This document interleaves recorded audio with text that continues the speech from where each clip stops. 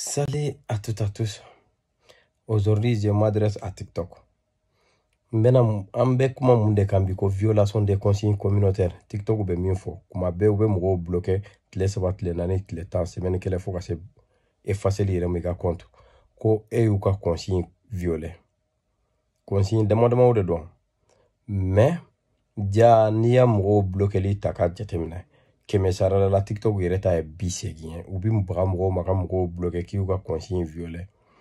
Or que olu yɛrɛ de bɛ ka an utilisateur ka hakɛ violer wagati bɛɛ an ka droit violer. TikTok ne b'a fɔ parent nin ye partie 1 de n'a diyara u ye chinois kɛ a ye ne ka compte banni aw ka supprimer ka bɔ TikTok kan. Mais fo aw ka dɔn ko an fɛnɛ ka droit de dɔn an ka an bɛ an distrait ɲɛnajɛliw min kɛ TikTok sanfɛ an ka droit de dɔn parce que an y'aw ka application télécharger an ka Play Store kɔnɔ a bɛ kɛ an ka batterie de consommer an ka forfait de bɛ consommer. Application fɛn fɛnɛ bɛ diɲɛ kɔnɔ ko réseaux sociaux de don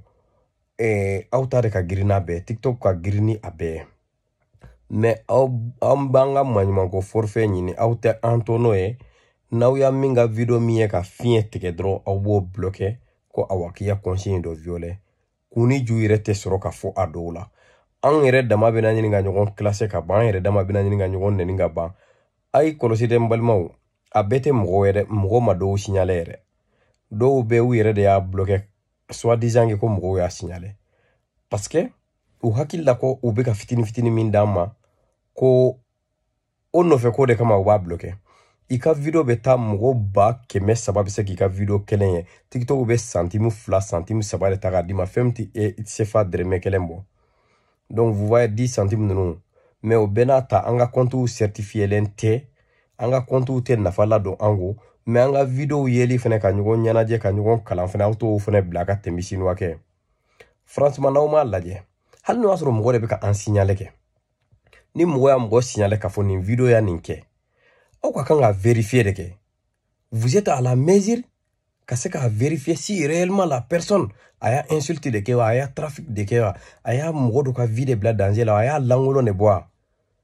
lankolon bɔ min bɛ kɛ TikTok kan o bɛ kɛ fan jumɛn tuguni a ka jugu n'a bɛɛ mais vraiment a y'a dabila a wagati la dɛ TikTok tigiw sinon an b'a bila dɛ an b'a bila